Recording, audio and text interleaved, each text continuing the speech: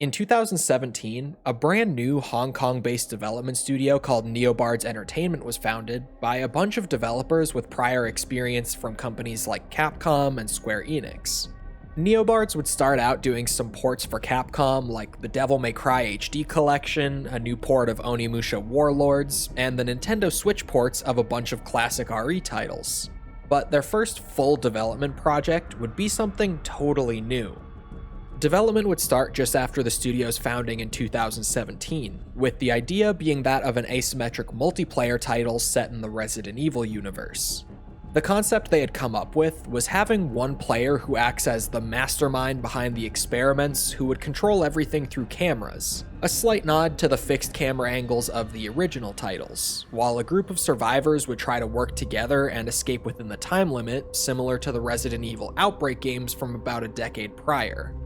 They pitched the idea to Capcom executives, and they absolutely loved the concept, leading to NeoBards being given the proper licensing for this title and starting its development almost immediately after.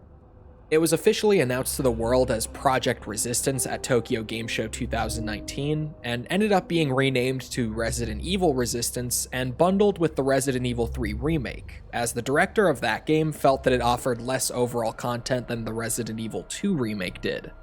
You'd think that Capcom bundling this game with a mainline title would lead to a lot of success for the game, and for a time, it did perform modestly well, but by the end of its first year, almost the entire player base had left, and the game was already close to death. And that player count has only continued to dwindle over the years. Over this last week though, I sat down to play Resident Evil Resistance for the first time ever to not only learn what this game was really like, but also to see if it deserved to be another live service title that struggled to survive past its first few months, or if this was one of those many live service titles that deserved to be given more of a chance than it was. So, was Resident Evil Resistance actually any good? Well, let's talk about it. But before getting too far into the video, I should mention that this is the 28th in a series of videos where I'm playing and reviewing every game in the Resident Evil franchise in release order. You don't have to have seen the other videos in this series in order to enjoy this one, but I would highly recommend that you've seen my videos on the Resident Evil 2 Remake, as well as the Resident Evil 3 Remake, as I'm going to be referencing those games quite a bit throughout the video. So for those of you who are interested in checking out those, or just the rest of the series first, I'll have the full playlist linked in the description below. But with that out of the way, Resident Evil Resistance is an asymmetric multiplayer survival horror game developed by NeoBards Entertainment and published by Capcom for the PlayStation 4, Xbox One, and PC in 2020.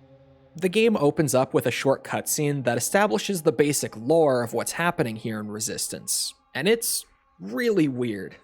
It basically goes that in September of 1998, just before the Raccoon City outbreak, the Umbrella Corporation was kidnapping civilians and bringing them to their Nest 2 facility that we saw at the end of 3 Remake, where they would then put them through experiments to test the effectiveness of the T-virus.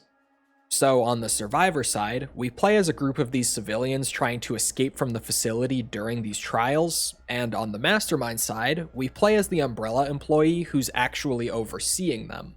The reason that I say this lore is weird though, is that despite exploring this facility in the Resident Evil 3 Remake, there was nothing in there that even loosely implied any experiments like this were going on here, and there definitely weren't any areas that were made to look like real environments like the ones that we see. So it feels a bit disjointed if you try to take this lore seriously after having played 3 Remake, which is only weirder considering that both titles were released on the same day. At the very least though, the game is stated by Capcom to be a non-canon entry, so it's just giving some background lore to the gameplay that has absolutely no impact on the rest of the series, as it doesn't actually happen in the main series timeline. So at the end of the day, it's not a big deal. And since this is a multiplayer game, it's already time for us to talk about the game itself. Starting with the visuals really quickly, the game is largely made up of assets from the RE2 and 3 remakes, so most of what's here is just things that we've already seen from the last couple entries, and since those games looked really great to begin with, Resistance is a pretty good looking game as well. Although I do have to say that the lighting within the maps is definitely nowhere near as good as it was in the other RE Engine games, and the new character models and animations for the original Resistance characters look noticeably lower quality than anything that's been pulled from the prior titles. But that's about all I have to say on the visuals, so with that little bit out of the way, let's talk about the actual gameplay. The gameplay loop of Resident Evil Resistance is pretty much exactly what was described in NeoBards' initial pitch to Capcom. 4 survivors are tasked with escaping from the testing facility within a short time limit, similar to the gameplay loop of Resident Evil Outbreak, while a Mastermind tries to stop them by using the facility's cameras. The survivor gameplay is going to be very familiar to any fans of the mainline games, as the core gameplay has largely been pulled straight over from the RE2 and 3 remakes. So we'll start by talking about the survivor experience, since it will be easier to quickly cover. When you start a match as a survivor, you'll be able to choose from one of 7 available characters to play as, with each of these characters having their own unique stats and sets of abilities. These stats and abilities give each character a distinct role within the sandbox, with Valerie being the game's dedicated medic/support character, January being a hacker who specializes in countering the Mastermind's cameras and thus hindering their control over the environment, Tyrone filling a sort of melee tank role. You get the idea. Each character has a set of unique abilities and passive buffs, but each of these abilities have multiple variants that can be unlocked by earning experience and leveling up while playing as that character. So for example, you can use a variant of Valerie's area of effect healing ability that also clears debuffs on top of healing your allies. Or you could level up a bit and then choose that you want to use one that will temporarily raise their damage and defense stats on top of healing them instead. On top of that, smaller items can be equipped to your character that give more specific benefits, like raising that character's maximum health, increasing their damage with firearms or melee weapons, decreasing the cooldowns on their abilities, and so much more. And these items are earned through loot boxes. Now, I know what you're thinking, but get this. These loot boxes are incredibly easy to earn for free just by playing the game. And while Capcom does of course allow you to pay for boosters and such if you want to progress faster, there's really not much, if anything, predatory about this system. In my slightly over 10 hours of playtime for this video, I earned enough loot boxes for free to acquire a little over a third of every available item in the game for both survivors and masterminds. So truly, this is not a predatory system in my opinion, and if you enjoy the game, you'll easily have every gameplay item unlocked in roughly 30 hours of playtime. There are also some cosmetic loot boxes that are considerably more expensive, but these are given to the player for free as well by completing weekly challenges, and can be purchased with the in-game currency that you earn just by playing. And while I didn't get a whole lot from these, I did manage to get this. Which, yeah. So ultimately, the combination of ability variants and items allow for some really awesome build variety for survivors that can either make your character significantly better at playing their defined role, or in some cases, even just fully redefine the role that they can play within your matches. It's a really cool system, and one that ensures that every single player will be able to put together a survivor that fits the exact role and playstyle that they enjoy, which is obviously a great thing for a co-op multiplayer title. Once you're actually in a match though, you'll start out in a safe room that has an item box in it. Interacting with this item box will open up a shop that allows you to purchase things like ammo, healing items, and weapons using your umbrella credits, with each player starting out with a small amount of credits every game. These credits can then be found all over the map as you move through it, and large bonuses are given to each player after they clear an area of the map. These are absolutely essential for efficient clears on the survivor side, as you otherwise only start with a pistol or a basic melee weapon. So you have to either just hope that you can scavenge stuff within the map, or go and purchase the exact items that you need. So finding those extra credits and going for quick map clears is basically a necessity if you want to consistently win your games. And speaking of areas of the map, each map is split into 3 separate areas. Each area has one large objective that players will need to complete in order to open up the exit, and then all surviving players need to group up at the exit to move through to the next area. These objectives are always the same in every match, with the first area requiring players to find 3 key items that have been scattered around the area to open up the exit, the second area requiring players to find a security zombie, kill him for his keycard, and then use that keycard to bypass 3 security terminals around the area to open up the exit. And the final area requires players to break 3 biocores to open up the final exit. And these objectives are all perfectly fine on their own, but I do definitely wish that there were more than 3 objectives, or that at the very least, these objectives would play out in a random order every single game, as doing the same 3 things every single match in the same order starts to get old pretty quick, as I'm sure you can imagine. Players start the first area with a 5-minute time limit, and large time bonuses are given after clearing each area. But these are dependent on how many players survived, so with a full 4-player clear, you'll get a 2-minute time bonus going into the next area. But if you only have 1 player left, you'll only be granted 75 additional seconds. There are smaller bits of bonus time either added or subtracted from the timer depending on a bunch of smaller things that can occur within the match, like the players gaining a few extra seconds for killing an enemy, or losing a few seconds from getting hit by a trap. But there are so many of these that we would be here all day if I tried to list them all. So suffice to say, if the survivors are doing well, they get a bunch of little time bonuses, but if the Mastermind is doing well, it will shorten the remaining time for the survivors, which I honestly love.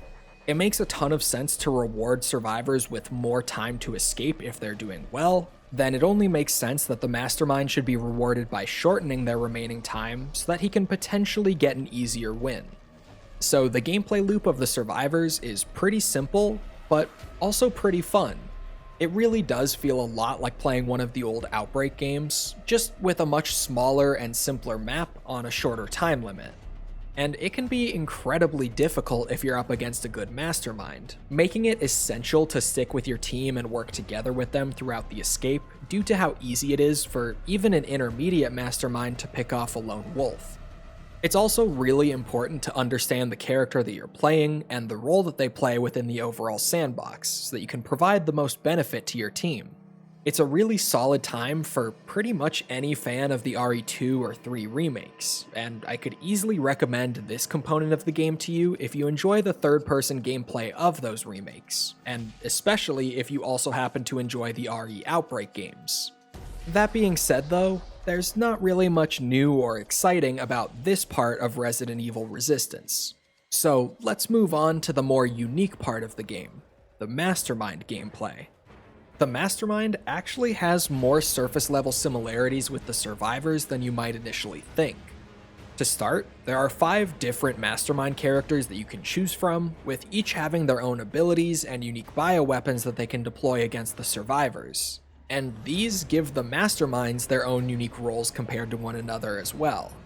For example, Annette Birkin is much more geared towards builds that can deploy a large number of creatures all over the map, and she's also able to deploy William Birkin on occasion as her sort of ultimate weapon. But Nikolai Zinoviev is much more geared towards using the cameras themselves as weapons, with things like controllable guns and automated turrets, and he's able to deploy the Nemesis as his ultimate weapon. Masterminds can also be equipped with a handful of items that you earn from those loot boxes that I mentioned earlier to further specialize in certain areas, which, again, just leads to more build variety. When you're actually playing as the Mastermind though, you'll be able to jump between all sorts of cameras scattered around the map and control what's happening within the map by playing cards from your deck. Yeah, that's right. The Mastermind gameplay in Resident Evil Resistance is actually more like a deck builder than anything else. On top of the abilities and items that you set up for your character prior to the match, you also put together a custom deck of cards made up of creatures, traps, weapons, and whatever else you might want to use to try to stop the survivors from escaping. Then, when you're in the match, you'll draw these cards from your deck at random and play them by spending a set amount of your bioenergy, which is just an energy resource that regenerates slowly and passively over time. There are also some smaller actions that you can do for free, like remotely locking doors to slow the survivors down, or turning off the lights in a room to limit their visibility, which might not seem very useful at first, but really does go a long way if you can combine it with some clever trap or creature placements. And the absolute best part of playing as the Mastermind is that whenever you deploy your character's unique ultimate bioweapon, you get to control that weapon manually. So depending on the character that you're playing, you get to play as William Birkin, Mr. X, or Nemesis for short amounts of time. And I mean, come on, what Resident Evil fan doesn't want to do that? So this is a really cool setup for the Mastermind, and one that I ended up enjoying a lot more than I initially thought I would. Trying to put together that perfect deck that synergizes with the qualities of the Mastermind you're playing, and then playing out the match and seeing whether that deck works as you imagined it would, or where you might need to make adjustments, is really satisfying. And once I was generally into the swing of things here, I would say that I enjoyed playing as the Mastermind more than I did the survivors. It's a lot harder to get used to playing, as it has more of a unique learning curve to it, and it's also certainly a lot more dependent on the builds that you put together for it, but it's a ton of fun once you start to figure it all out. And of course, it's hard to not be having a blast when you're controlling Nemesis, Mr. X, or some other iconic bioweapon from the franchise, and just wreaking havoc on the survivors with them. And I say all this as someone who was really bad at playing as the Mastermind, and never managed to actually prevent the survivors from escaping in even one of my games. Although, the game does grade you based on how well you do in general, and I managed to get a solid handful of A ranks during my attempts, so I'm really close to being there. It definitely doesn't help that I was playing against the small, dedicated community who's been playing this game for years and knows all the ways to counter various Mastermind strategies, but I'm absolutely confident that I would have gotten some wins if I'd had more time to play the game before actually sitting down to make the video. But unfortunately, now we have to talk about what was easily the worst part of playing Resident Evil Resistance, that being the matchmaking and the networking issues. When I first started playing the game, it was taking forever to actually find matches, and when I would find them, they would be pretty laggy. At first, I figured this was just because the game is nearly dead nowadays, but after looking around at some reviews and posts from the game's initial launch, these issues have apparently always been in the game from day one. Players and reviewers alike commented a lot on the fact that nearly every single match played on this game is super laggy, and the matchmaking issues are just... oh man, don't even get me started. So obviously, some of this is made worse by the smaller player population here in 2025, but a lot of it does come down to the way that the game itself functions.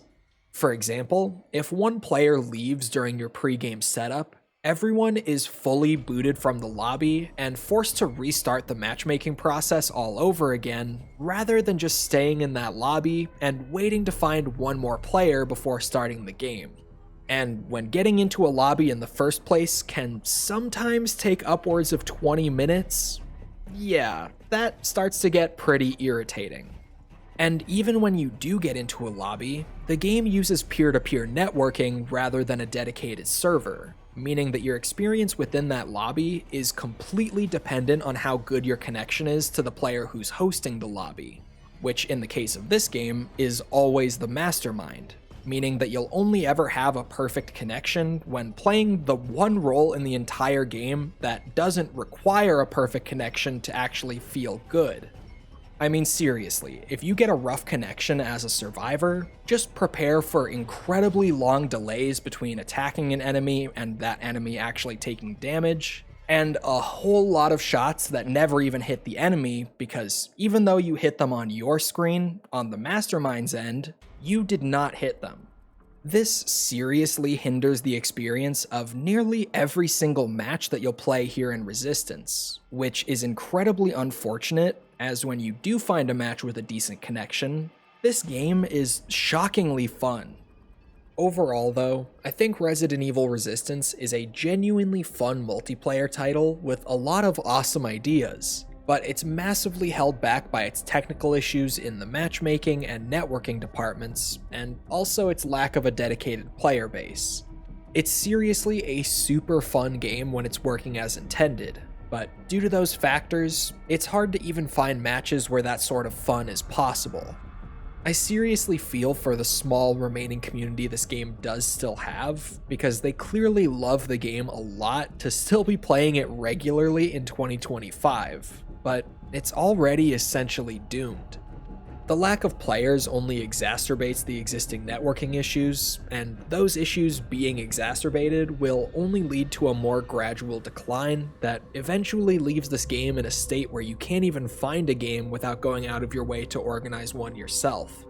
If anything I showed off in this video interests you and you happen to already own the Resident Evil 3 Remake, I would highly recommend that you go and check this game out before it's effectively impossible to do so, as you might just find that you have a lot of fun with it in the time that it has left. It's also held back by some gameplay factors like its inconsistent balancing, its lacking map design, and the serious lack of objective variety, but it's surprising just how little those things can actually bother you when the game is working as intended, because it really does just have this raw fun factor to it. But as it is, the game is basically on life support already, and we can only really hope that Capcom might take some of the awesome ideas this game had and decide to make something even better at some point in the future. So at the end of the day, I'm going to give Resident Evil Resistance a 6.4 out of 10. That's going to wrap up this video, but do be sure to check out my other Resident Evil videos if you haven't already, or if you're looking to branch out a bit, maybe check out the series we did a while back on the Armored Core games. Thank you for watching, and a very special thank you to our channel members and patrons who make series like this one possible. If you enjoyed the video, be sure to leave a like, and especially leave a comment to help me out with the algorithm. And while you're down there, definitely make sure to check out the poll that I've posted in the pinned comment. You won't regret it. Don't forget to subscribe to the channel for more videos like this one, and I hope to see all of you right back here for the next Resident Evil review.